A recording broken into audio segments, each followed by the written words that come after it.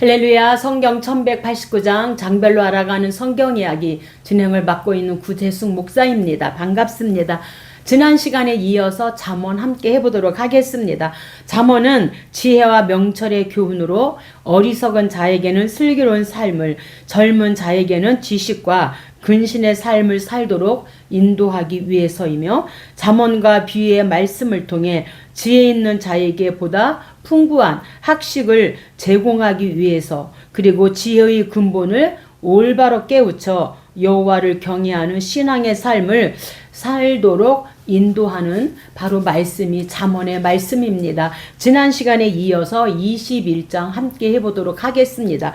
21장은 눈 높은 것입니다. 심령을 감찰하시는 여호와 하나님 앞에서 공의를 행해야 할 것을 언급하고 있습니다. 이어서 악인이 갖가지 강포와 죄악을 서슴없이 저지르지만 결국에는 공의의 심판을 받아 소멸할 수밖에 없음을 또한 우리에게 말씀해 주고 있습니다. 4절입니다. 성경 가지고 계신 분은 저와 함께 성경을 찾아가면서 함께 은혜 나누면 좋을 것 같습니다.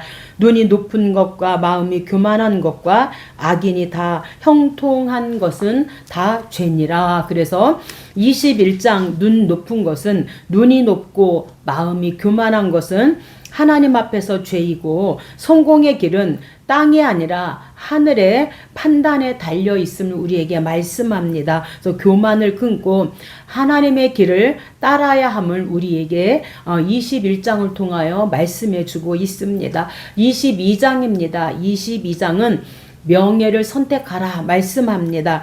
1절에서 16절에는 올바른 삶의 선택을 유도하고 재물과 명예, 은금과 은총, 겸손과 거만, 게으름과 성실 등이 그 대상에 속하고 있습니다. 또한 17절에서 21절은 지혜의 말씀에 귀를 기울일 것을 당부하는 내용이고, 22절로 29절은 맡은 바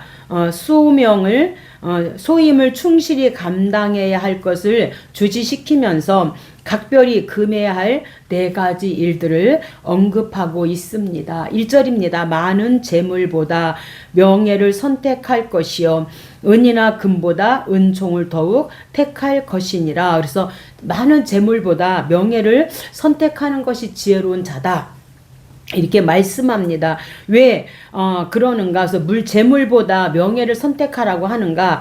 물질은 이 부에 집착하다가 결국에는 명예를 잃어버릴 수 있기 때문에 많은 재물보다는 명예를 선택하는 것이 더 지혜로운 사람이다 말씀하십니다. 17절입니다.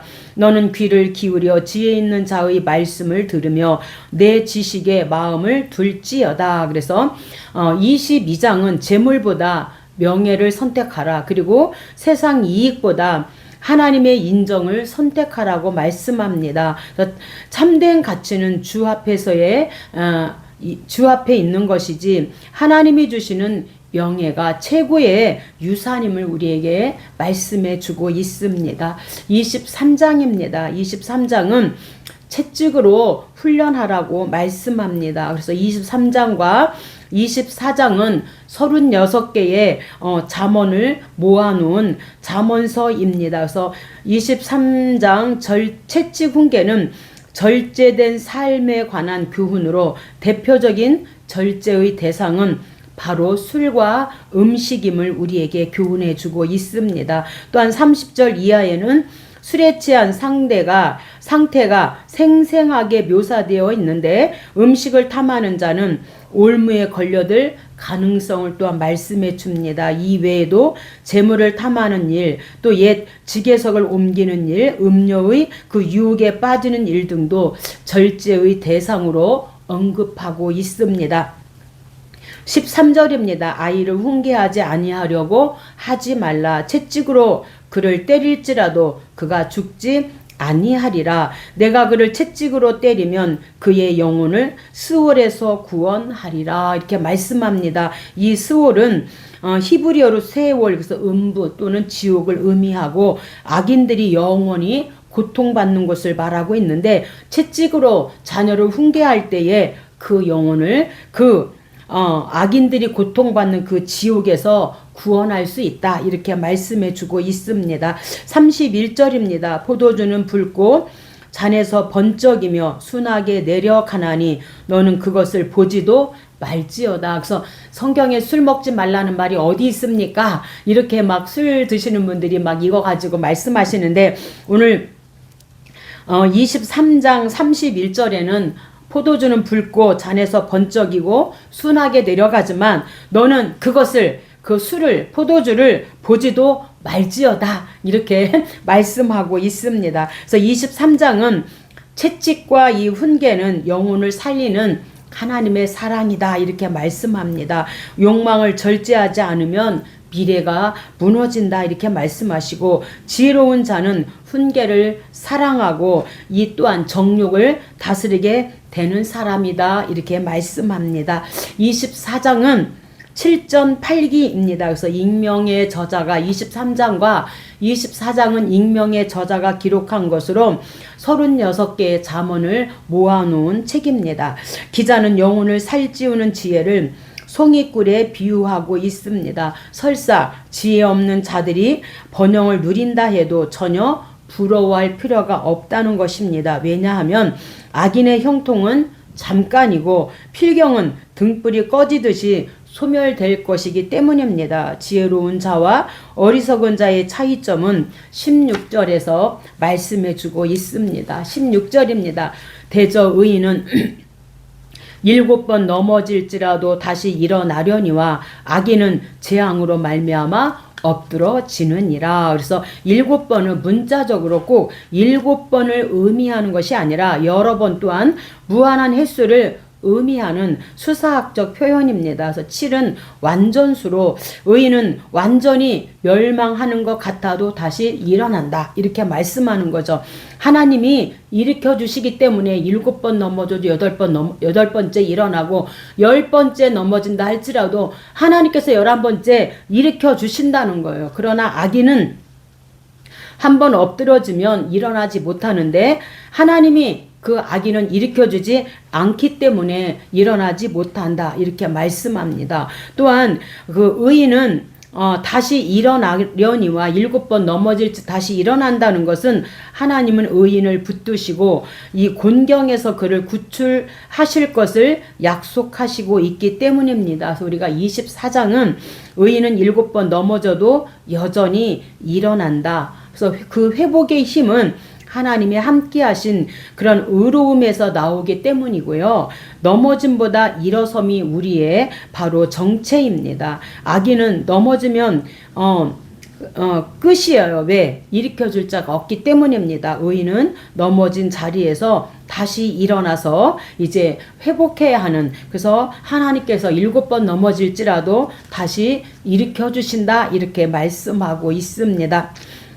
25장입니다. 25장은 뼈 꺾는 혀입니다. 그래서 이 25장에서 29장까지는 히스기야 서기관들이 편집한 잠언입니다. 그래서 솔로몬 왕 이후 240년 후인 이 히스기야 왕 때 그 서기관들에 의해서 편집되어 수록된 것이 바로 25장에서 29장까지입니다.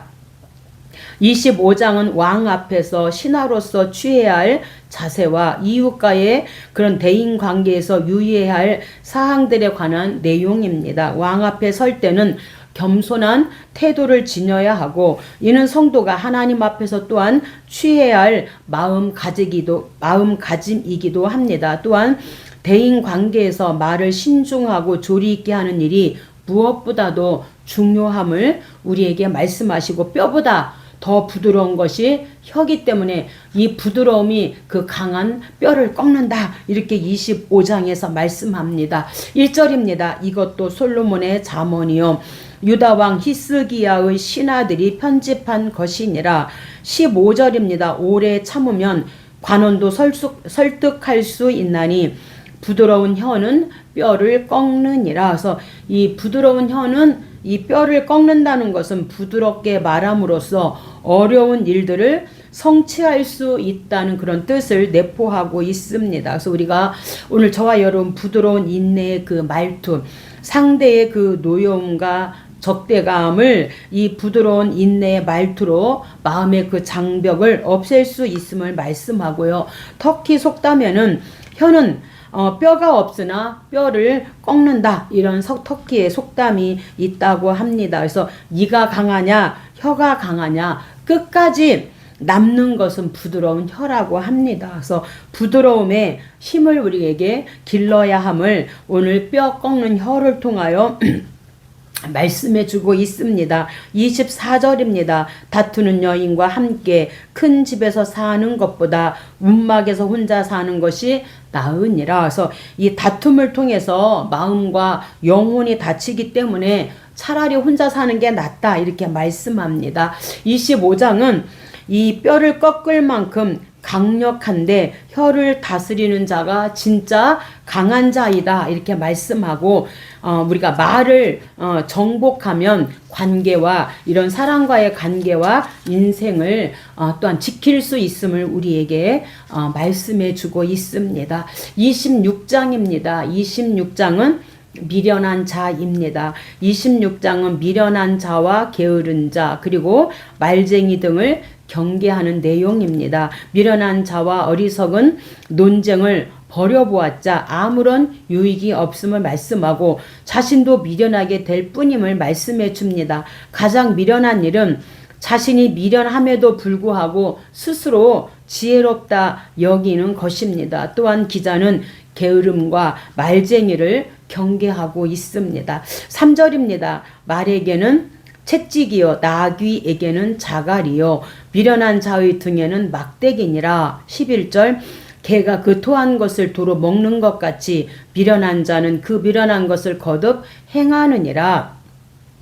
내가 스스로 지혜롭게 여기는 자를 보느냐? 그보다 미련한 자에게 오히려 희망이 있느니라. 17절 길로 지나가다가 자기와 상관없는 다툼을 간섭하는 자는 개의 귀를 잡는 자와 같으니라, 이렇게 말씀합니다. 그래서 길로 지나가다가 개의 귀를 잡는 사람은 개에게 물리는 것처럼 자기와 상관없는 남의 그 싸움에 끼어드는 사람은 스스로 화를 불러 일으킴을 말씀하고 있습니다. 그래서 말은 채찍이고 나귀에게는 자갈을 물려야 하는 것처럼 미련한 자의 등에는 막대기, 채찍이다, 이렇게 지금 말씀하고 있습니다. 그래서 26장은 미련한 자는 교훈을 거부하고 죄를 되풀이함을 말씀합니다. 지혜는 말이 아니라 변화된 삶으로 증명되어지고, 교만함과 미련함을 버리고 말씀에 순종해야 함을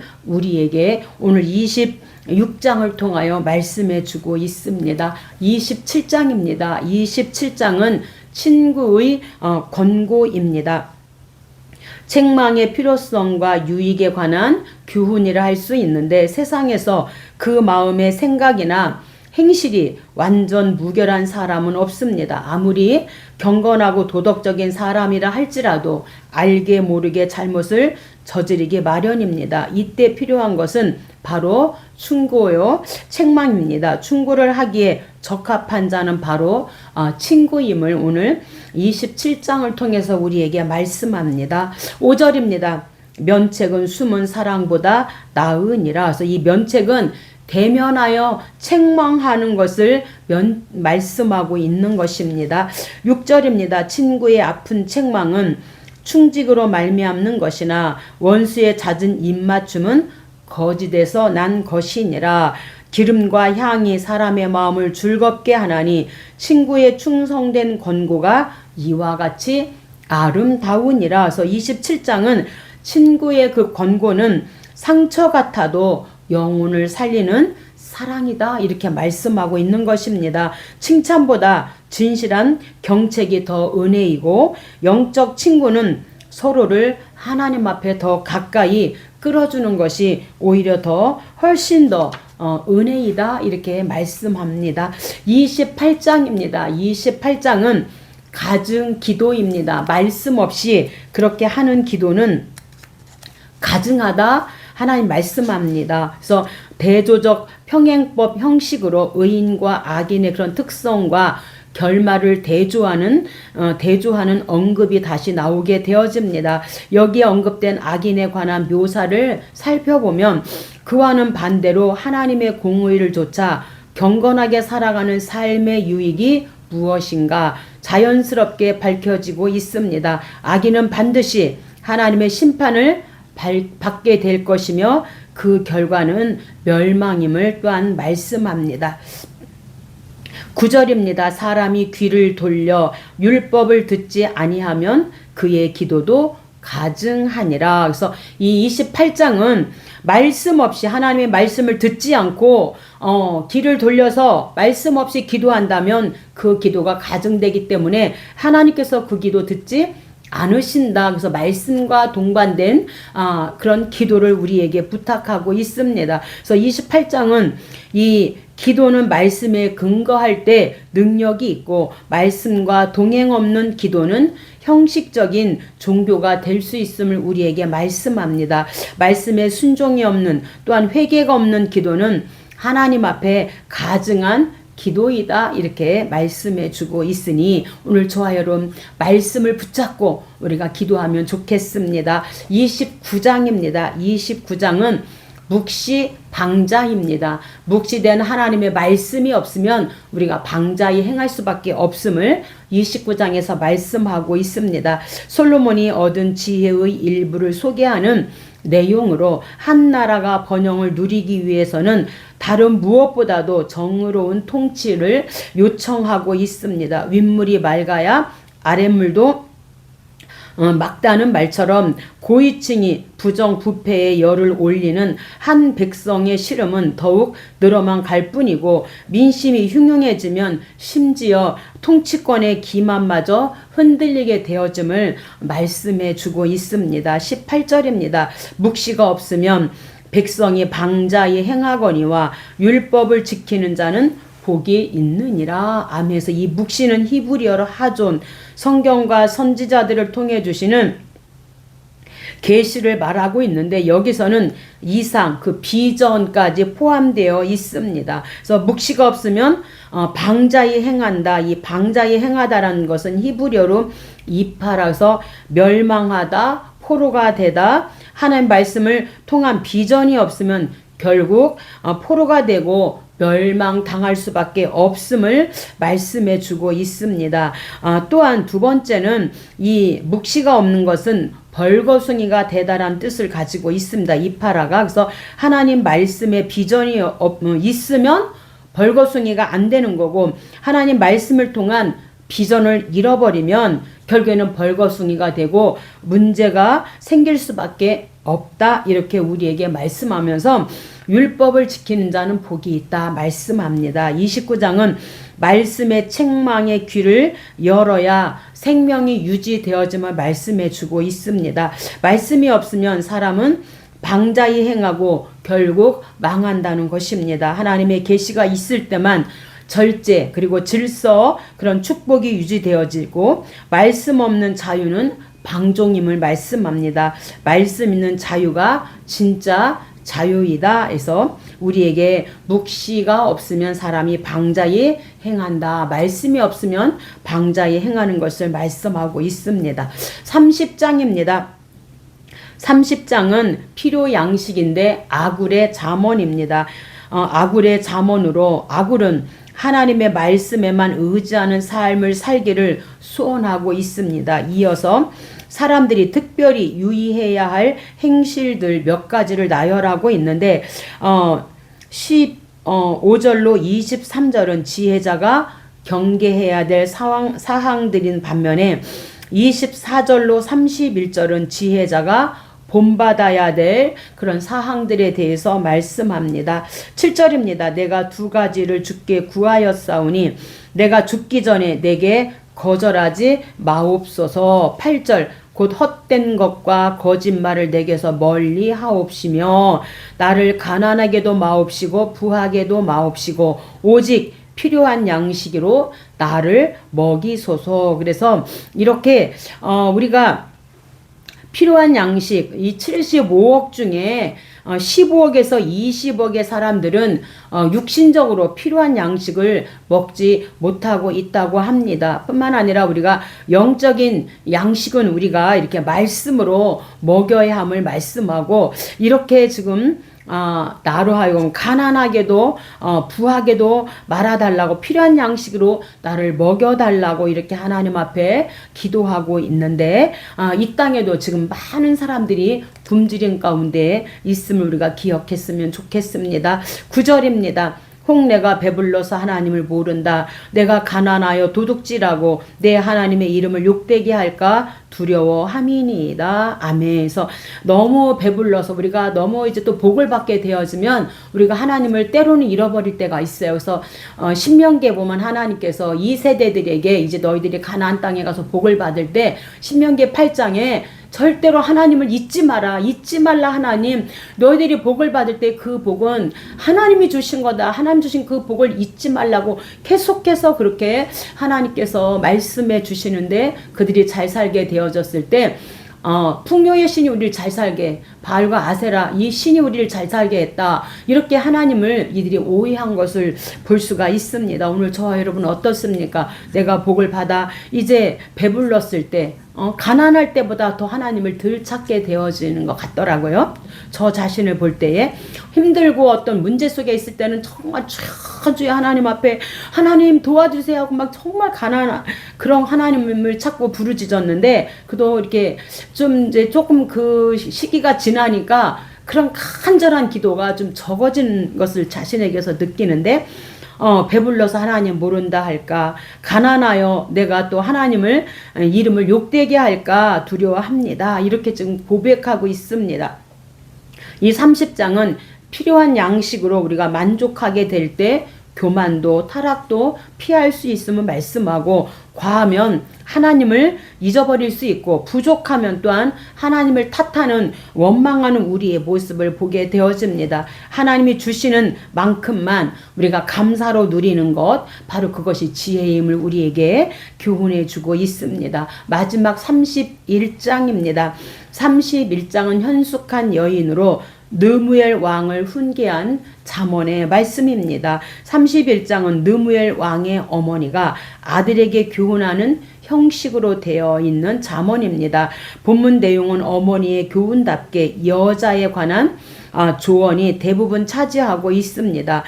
그래서 잠언 기자는 이 술의 해악성에 대해 강하게 주지시킨 후에 현숙한 여인은 여호와를 경외하며 근면하게 살아가는 여인이라고 그 조건을 밝히고 있습니다. 1절입니다. 느무엘 왕이 말씀한 바 곧 그의 어머니가 그를 훈계한 잠언이라. 그래서 느무엘은 문자적으로는 하나님께 속한 이라는 뜻을 가지고 있습니다. 이 본절에서 잠언이라는 히브리어 단어 마사를 지명으로 볼 경우 느무엘은 마사의 왕이라고 할 수 있습니다. 아무튼 그는 이스라엘 왕은 느무엘은 아니었음을 말씀합니다. 10절입니다.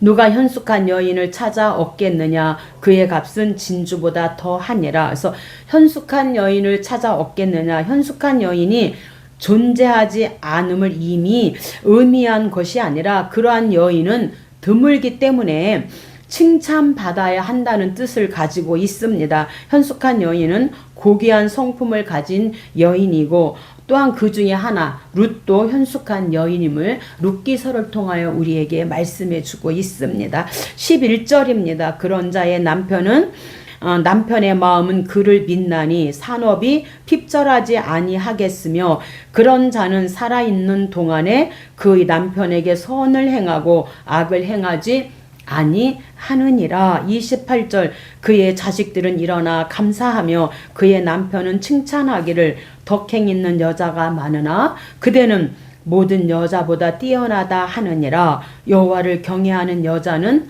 칭찬을 받을 것이니라. 아멘. 그래서 하나님을 섬기는 아내 얼마나 복이 있는 사람인지 모릅니다. 그래서 이 31장은 헌신된 여인은 하나님을 경외하기에 강하고 지혜롭고 존귀함을 우리에게 말씀합니다. 집과 세대의 번영은 경외하는 여인을 통해 그 어머니를 통해서 선포되어지고 아내를 통해서 이제 선포되어짐을 말씀합니다. 외모보다 경외, 하나님 경외, 외모보다 경외, 그 다음에 능력보다 믿음이 바로 탁월한 여인의 이 비밀임을 우리에게 말씀해 주고 있습니다. 우리가 잠언서 1장부터 31장까지는 지혜는 하나님을 경외함에서 시작되고 삶의 모든 영역에서 하나님의 질서 아래 두는 것임을 1장에서 9장까지 지혜의 그 초대로 하나님 중심의 마음이 지혜의 출발점임을 말씀해 줍니다. 그리고 10장에서 29장까지는 지혜의 실천으로 삶의 모든 영역에서 그 삶의 실천이 드러나는 것을 말씀해 주고 30장에서 31장은 지혜의 완성으로 필요한 양식으로 만족하는 그런 믿음과 경외하는 여인의 탁월함에서 지혜는 경건한 삶의 열매로 나타나고 있습니다. 하나님을 경외하는 자는 모든 영역에서 하나님의 질서를 따라 살아가게 되어지는 것을 오늘 잠언서를 통하여 우리에게 말씀해 주고 있습니다. 오늘 여기까지 하겠습니다. 감사합니다.